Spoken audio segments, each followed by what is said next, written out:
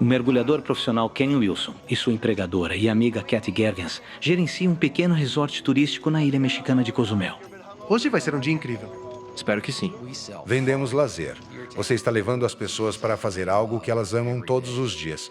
E é aí que as pessoas ficam felizes. A melhor hora para estar perto das pessoas é quando estão felizes. Quem conta pra eles o seu primeiro mergulho? Mas é claro. Então, eu costumava servir num bar em Ontário. Para Ken, esta era uma oportunidade de largar um emprego na construção civil, para fazer o que ele mais ama, mergulhar. É uma das coisas mais tranquilas que se pode fazer. Você fica sem peso. É quase uma forma de meditação.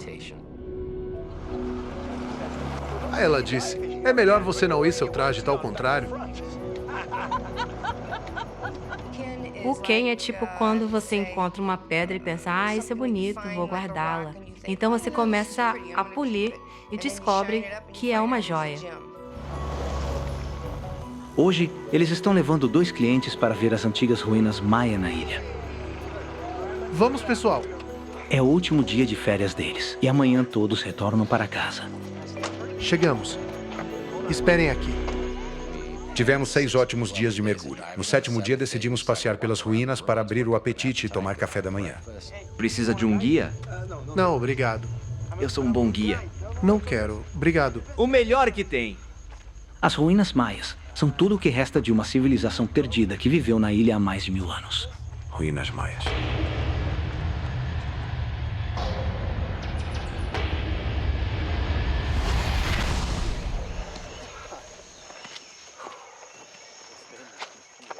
Era como se estivesse em uma sauna. Estava tão quente e úmido que era difícil respirar. Então os mosquitos estavam simplesmente terríveis. Bem, com certeza essa não é a que está na foto. Cobertas de vegetação, as ruínas estão longe das magníficas estruturas maias que Ken havia imaginado. Vamos ver o que podemos encontrar adiante. Quer saber? Vamos na frente, eu espero aqui. Certeza que vai ficar bem? Sim, vou ficar bem. Começamos a tentar sair das ruínas. Eram umas 11 horas e o calor só estava aumentando. Sinto muito, mas preciso voltar. Não demora muito para que os outros 2 também se cansem do calor opressivo. Tudo bem, pode ir. Eu vou com ele. Eu disse que ia andar por mais uns 15 minutos. Provavelmente eu deveria ter voltado com eles.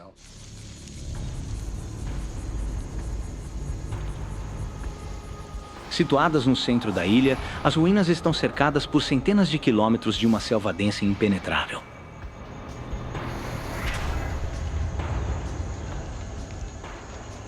Naquele momento, não havia quaisquer sinais ou marcadores, e a mata estava bastante fechada. Ken está determinado a encontrar a ruína que está no recibo do seu ingresso. Sem sorte, ele decide voltar. Eu precisava voltar. Cat estava com calor e precisava sair e pegar algo para beber.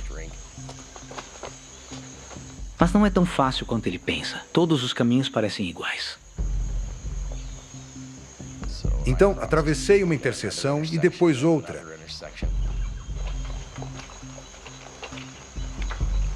E fiquei confuso sobre qual caminho seguir. Então, comecei a explorar em uma direção, mas a próxima interseção não era nada familiar para mim. A rede de caminhos maias que, séculos atrás, ligava um edifício ao outro, agora é um labirinto coberto de vegetação. E Ken está perdido no meio disso. Desculpa, pessoal, quem não é assim? Passou meia hora. Depois 45 minutos. E aí minha intuição entrou em ação. É como se tivesse algo errado. Ken não é assim. Isso é fora do seu caráter. O sol estava diretamente acima de mim. Eu não tinha senso de direção. Não sabia o que era leste, oeste, norte e sul. Estava começando a ficar realmente agitado. Precisava usar um pouco da adrenalina para me levar aonde precisava ir. E naquele momento, entrei em estado de pânico.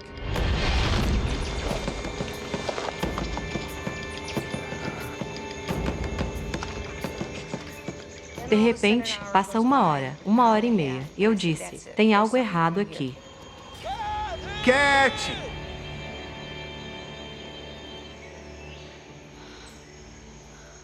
Não ouvimos ele. Então eu disse, vamos voltar para a entrada. Talvez ele esteja nos esperando lá. O que foi isso? Então eu ouvi um chamado bem fraco. É o Ken. Só pode ser ele. Ken! Nós estamos aqui! Ken! Nós estamos aqui! Cat! Perguntei se eles tinham ouvido aquilo e disseram que não. Aí eu falei, apenas ouçam, vamos ficar aqui um pouco. E então todos nós ouvimos essa chamada.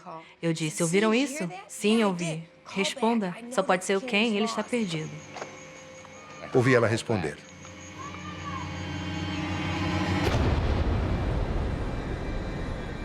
Pensando que consegue discernir a direção da voz de Cat, Ken comete um erro fatal.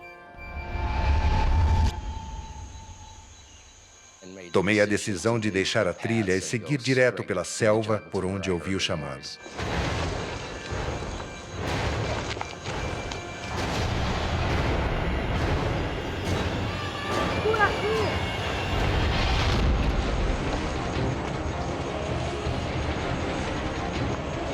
Ken acha que está indo direto para Cat. Mas ele foi enganado. A densa selva distorceu seus gritos.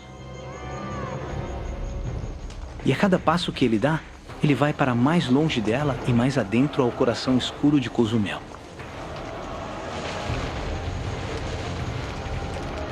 Cat! Eles não conseguem mais ouvir os gritos de Ken. Fiquei muito preocupada.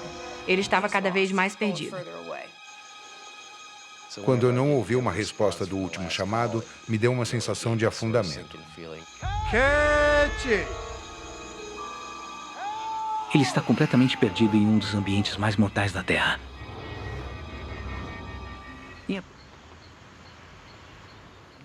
Comecei a ouvir um zumbido. Esse som só podia ser da estrada. E eu consegui ouvir.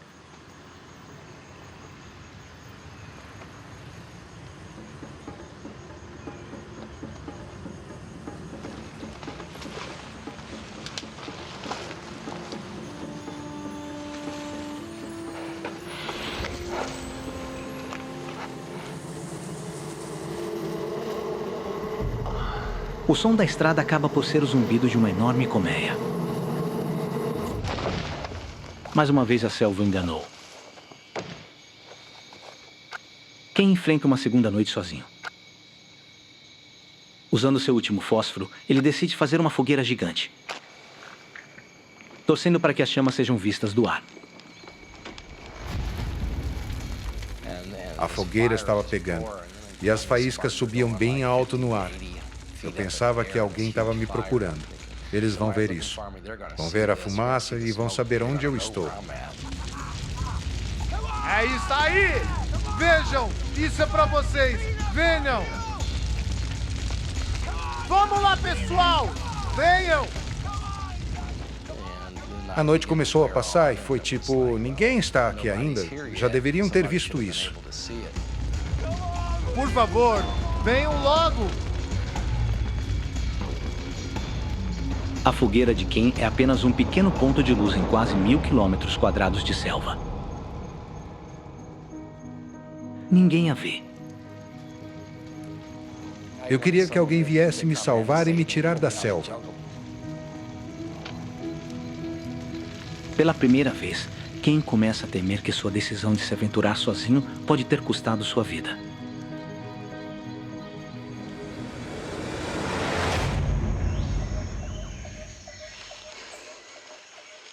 Dia 3.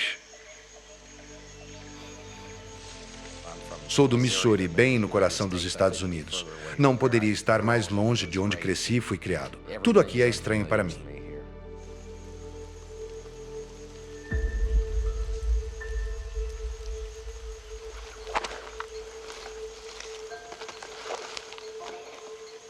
A fome. De repente você percebe que pode sentir o estômago vazio. Não há nada dentro de você. Ele já não se importa mais de onde vem a comida ou o que ela pode fazer com ele. Encontrei uma fruta do tamanho de um melão que crescia em uma árvore. Então provei um pouco. E o gosto era... Só consigo descrever como cheiro de fluido de isqueiro. Pensei, isso deve ser tóxico. Droga. A maior irritação eram esses mosquitos que sugavam sangue e arrancavam um pedaço da sua pele. Era como uma mutuca, como chamamos em casa. Algo pequeno do tamanho de uma mosca doméstica que mordia sua pele e sugava sangue. E, obviamente, tinha algum tipo de bactéria, porque causava um pouco de inchaço. Sem que quem saiba, a sua amiga Cat está gastando milhares de dólares do próprio bolso para iniciar uma missão de resgate.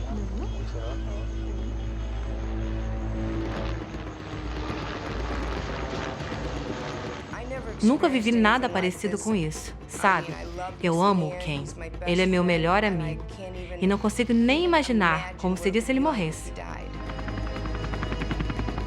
Encontrar alguém escondido sob as folhas das árvores, que se estende por centenas de quilômetros, seria quase impossível.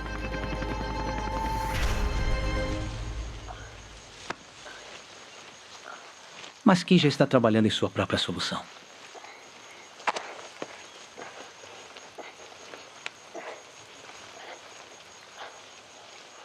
Subi naquela árvore e comecei a olhar ao redor e não via nada além de selva. Não importava a direção, era só selva. Ken usa a única ferramenta que tem consigo, um canivete, para cortar a folhagem densa e obter uma visão melhor.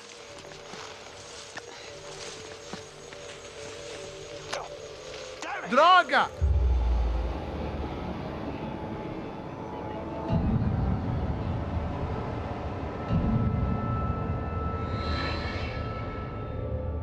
Ele não pode se dar ao luxo de perder uma ferramenta tão essencial. Pode ser a diferença entre a vida e a morte. Desci até o final. Era de 9 a 12 metros para descer da árvore com meus olhos fixos nele.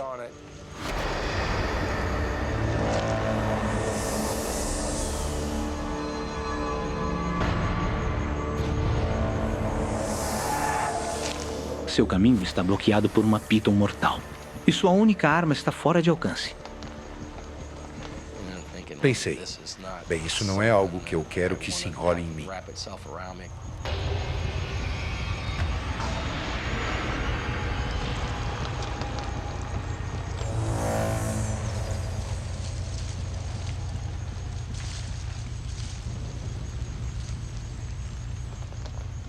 Quem precisa encontrar o canivete?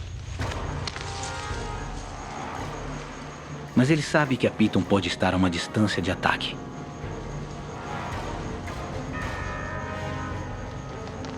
Não consegui encontrar a faca, então procurei entre as folhas.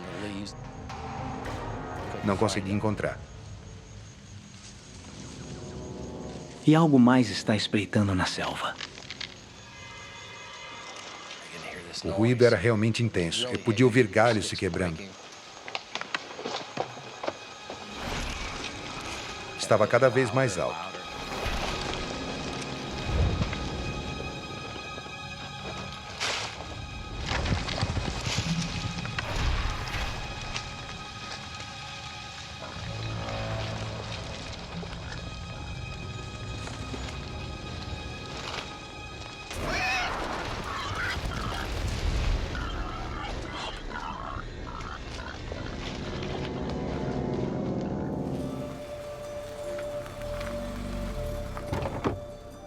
David Whittlesey está prestes a embarcar numa jornada épica pelo Rio Colorado. Desde pequeno eu já pegava um barquinho e saía remando pela água. Descobri desde cedo que eu gostava bastante desse tipo de atividade e da beleza e da paz da natureza. Acho que vou estar sozinho no rio. Melhor a gente encostar e ir descarregando. David aguarda uma autorização há 2 anos. Mas quando um rafting é cancelado, surge a oportunidade que ele tanto aguardava. Eu estava levando uma vida de solteiro, então não tinha nenhum vínculo pessoal capaz de me impedir de fazer uma viagem como essa. Apesar de sua busca por paz, sua licença chega no inverno, quando poucos ousavam descer o rio. E desta vez, ele está sozinho. Na verdade, eu não pretendia descer sozinho, mas eu também não quis deixar de aproveitar o fato de ter uma autorização para o rio. Foi uma oportunidade para usar algumas das minhas habilidades na construção da estrutura do meu bote e tentar entender como eu devia organizar ele especificamente. Eu acho que ele pesava quase 900 quilos, por causa de todo o equipamento. Apesar de todo o cuidado, ele está inseguro de ir sozinho. Eu me lembro de quando saí de Lee's Ferry. Eu estava bem nervoso naquela hora. Minha maior preocupação era o fato de que eu estaria completamente sozinho o tempo todo. Quanto aos celulares, você pode esquecer, porque nenhum vai funcionar no Grand Canyon. Sem como se comunicar em caso de urgência, a única salvação de David é contar que o amigo soe o alarme, caso ele não volte a tempo. Antes de ir, eu disse: E se eu não estiver em Pierce Ferry quando você chegar? Peça ajuda porque alguma coisa deu errado.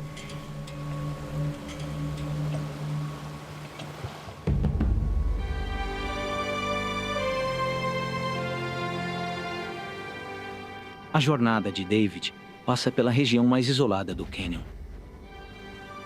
longe da civilização.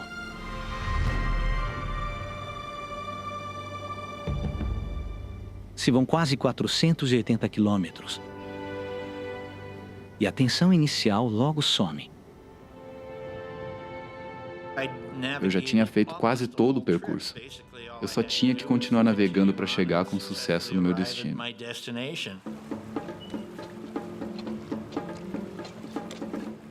A viagem desafiou o talento de David no rafting, mostrando a beleza do Grand Canyon só para ele. Não existe um lugar como o Grand Canyon. Você está 1 quilômetro abaixo da superfície normal, onde a gente anda, e de repente há rochas com milhões de anos à sua vista. Entende? A beleza disso é muito difícil de explicar só com palavras. Por ser um dos poucos a enfrentar o inverno congelante, David encontra a calmaria que buscava. O silêncio é surreal. Eu acredito que a solidão lá embaixo é completa. É um silêncio absoluto.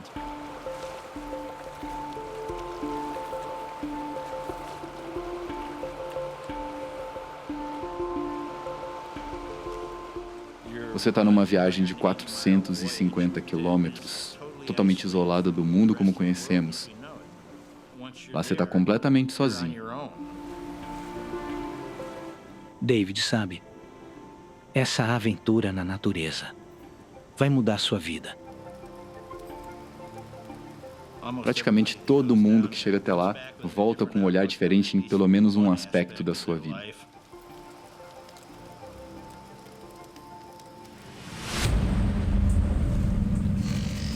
Dia 1. Restam 3 dias da viagem de um mês de David pelo cânion. Até ali eu tinha passado por umas 100 corredeiras sem virar e sem ser jogado para fora do bote. Mas agora, ele precisa encarar o trecho que mais temia. As corredeiras mais traiçoeiras. Lava Falls. Dá para se ouvir a Lava Falls bem antes de chegar lá. Quanto mais perto você chega e ouve aquele barulho, o nervosismo aumenta.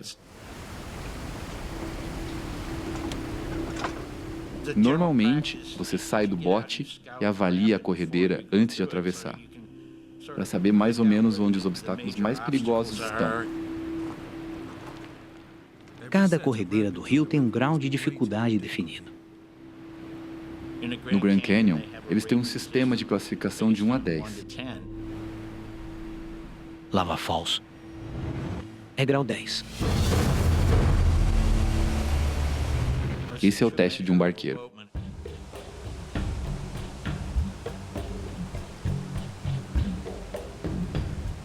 Mesmo eu já tendo passado por todas aquelas corredeiras sem minha roupa de mergulho, fiquei tão assustado com todo aquele potencial desastroso da Lava Falls que resolvi vestir ela. Pouco antes da corredeira, costuma ter um remanso, então a água é bem calma. Daí, de repente, a velocidade aumenta muito rapidamente.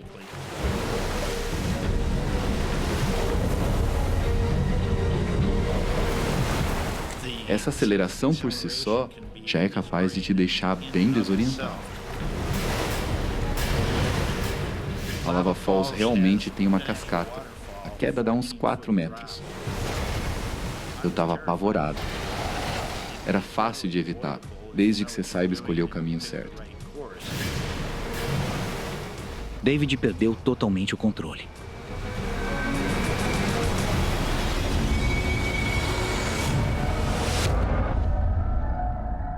Lembro bem nitidamente do meu bote, ficando de pé e indo com tudo para a cascata. Fui lançado para frente, bem na minha caixa térmica.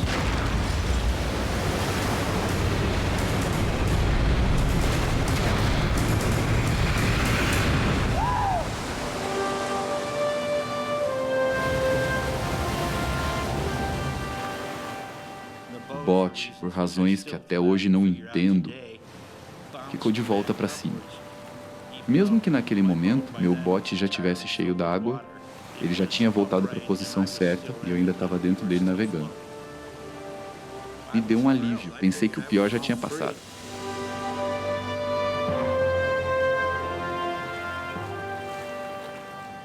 Lembro de pensar, caramba, consegui.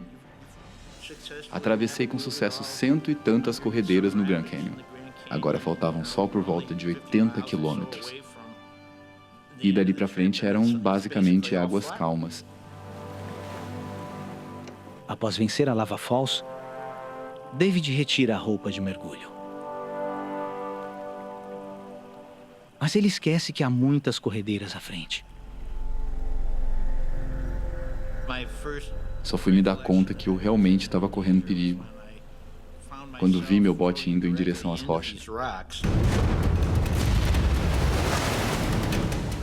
Elas têm pontas tão afiadas que parecem os dentes de um cachorro. E eu estava na correnteza naquela hora.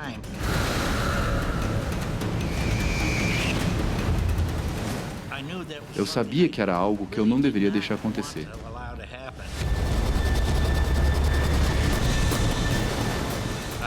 Eu tentei dar uma remada mais forte contra a corrente, tentando desviar o bote do lado das rochas.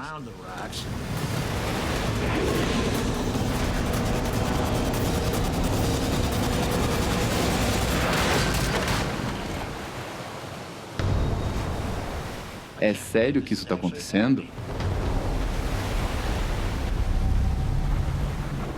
No início, pensei que meu bote ia dar conta, que ele ia girar sozinho e se afastar dali.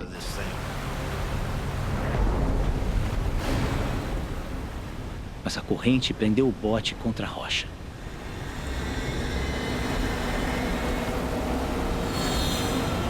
E antes que eu percebesse,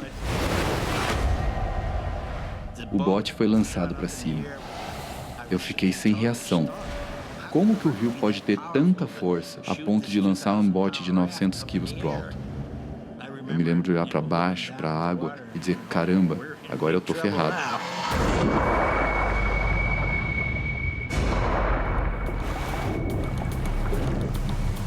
Eu apareci por baixo do bote. Minha cabeça estava fora d'água e eu respirava. A água está em 4 graus. E David precisa sair rápido ou vai morrer de frio. Eu estava com medo de ficar enroscado no bote.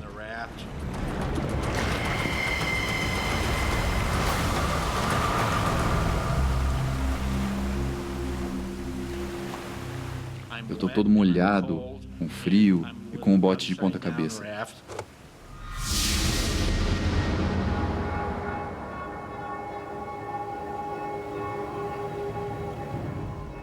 Agora sem seu bote, ele não tem como sair do cânion. Sua única opção é desvirar o bote.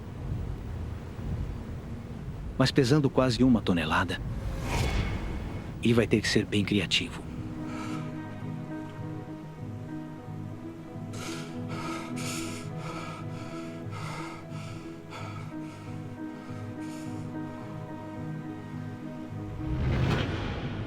Indo para sua 4ª noite, David sabe que está em apuros.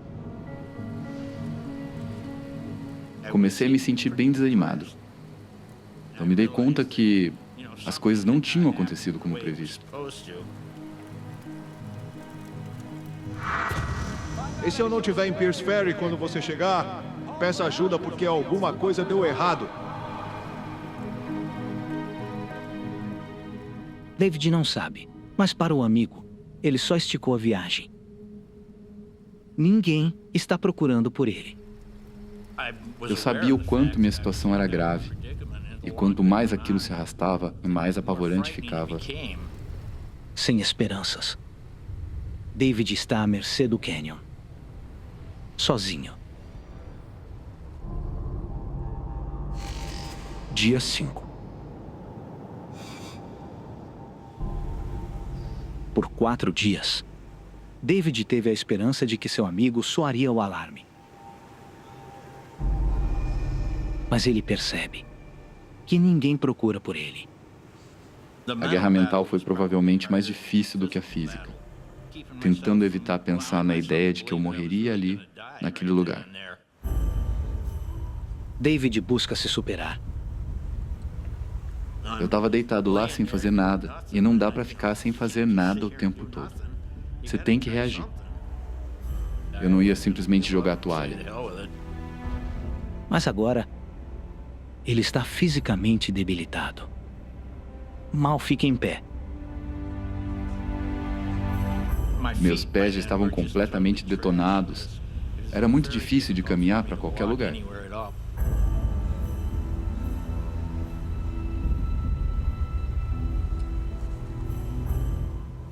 Mesmo com a dor, ele decide que sua chance é ficar visível do céu, construindo um sinal de socorro. Mas isso significa buscar centenas de pedras na margem. As pedras estavam no fundo desse desnível. Então eu tinha que descer até lá, pegar 1, 2 ou quantas eu aguentasse, e então subir com elas morro acima. É um processo exaustivo e doloroso.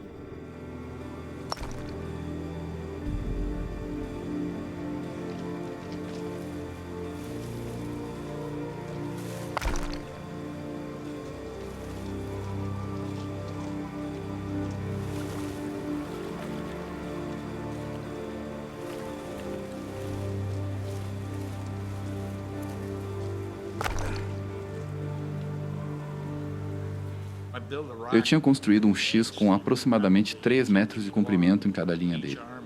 Ou seja, eram muitas subidas e descidas, com muitas pedras para levar. Já era fim de tarde quando ele terminou. Completamente exausto.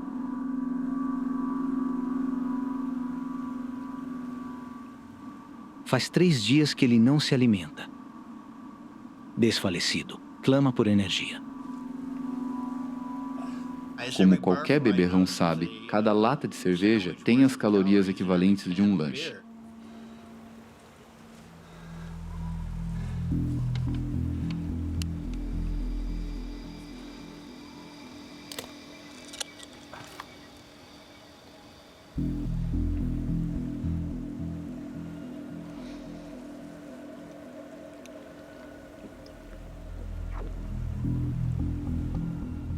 Eu definitivamente não recomendo beber cerveja de 8 anos atrás. Obviamente não foi a coisa mais gostosa que já bebi.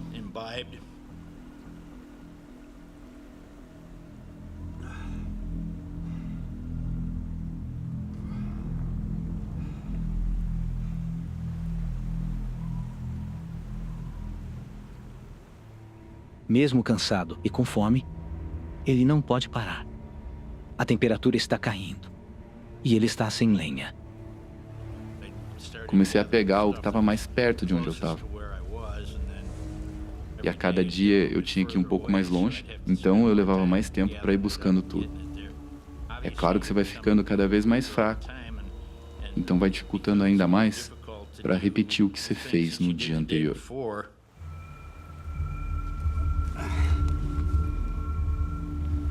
Enquanto eu buscava tudo, apareceu um pequeno lagarto. Devia ter uns 10 centímetros de comprimento, que saiu se esgueirando por cima da rocha. Por alguma razão incrível, eu consegui ser ágil bastante para dar um tapa nele.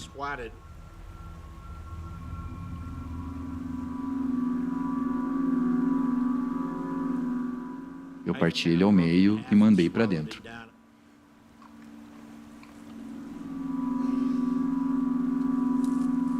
Eu estava com tanta fome naquela hora que eu comeria qualquer coisa. Eu pensava que, já que eu não sabia quanto tempo aquilo tudo poderia durar, qualquer fonte de nutrição seria melhor do que nada. Foi por uma boa causa.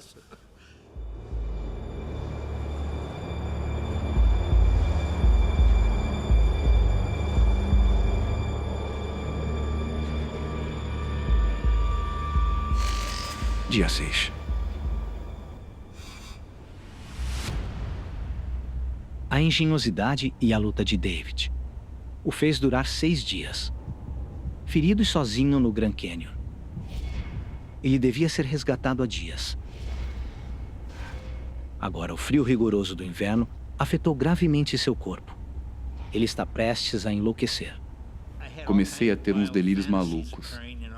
Imaginei que o mundo tinha sido devastado por explosões nucleares e que eu seria o único sobrevivente no planeta.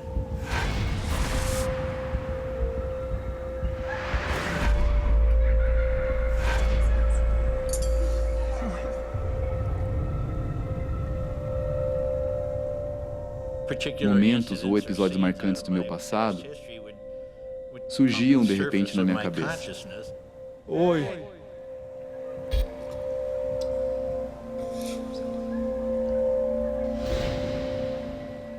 Eu me lembro, de uma forma bem nítida, que eu ficava relembrando de coisas e momentos que vivi com amigos e outras pessoas.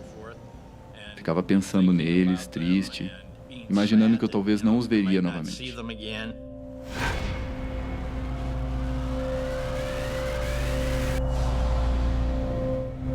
Amor!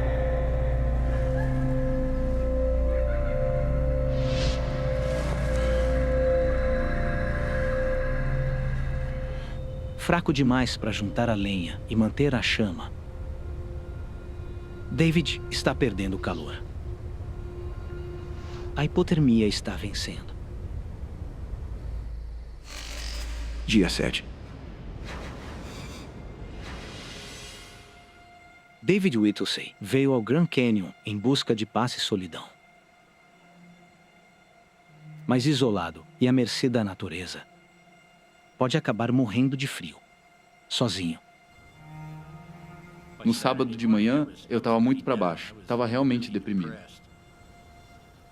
Eu escrevi um bilhete de despedida para os meus amigos e familiares. Eu gravei tudo num pedaço de madeira.